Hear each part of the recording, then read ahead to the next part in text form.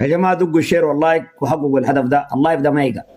الأم صالح جيري وانت ماشي بهنا التحالف السوداني واخواننا في مصطفى طنبور، انت ماشي هناك نيو جيم. تحياتنا لكل الناس وربنا تقبل كل الشهداء، وهذا ردالة قوات ناقوت قوات خشم قوات دق جوا كرتو كرتو شيلا فشل. تحياتنا للناس كلهم بدون فرس وربنا تقبل كل الشهداء.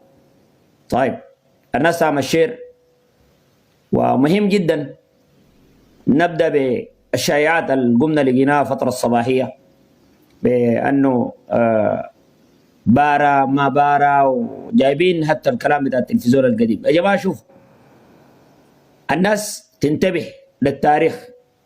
الجنجويد والقحاطه بيقطعوا الفيديوهات القديمه، وبقى الناس حاليا في يعني طريقه تقطع الفيديو وتنظفه وتكتب فيه تاريخ وتنزله وتشيره كانه الفيديو ده جديد، ويعمل مشاهدات ويعمل حاجات وكده.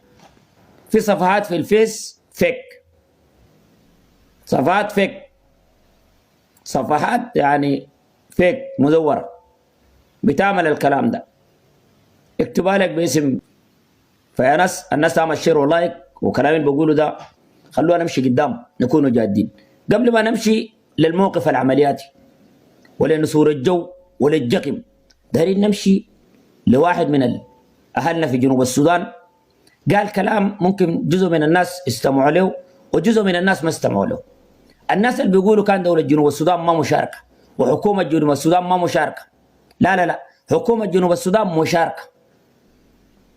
الآن في فلوج خرجت 3000 للجنجويد للدعم، وال3000 دي فيهم من أبناء الدينكا، فيهم من دارين نسمع من الزول بالذات، يعني دارين نسمع الفيديو ده كويس. وتحياتنا لشرفاء دولة جنوب السودان. حكومة جنوب السودان مشاركة مع حكومة الجنجويد مباشرة. أنا ما أعرف مصلحة أهلنا في جنوب السودان من الكلام ده شنو،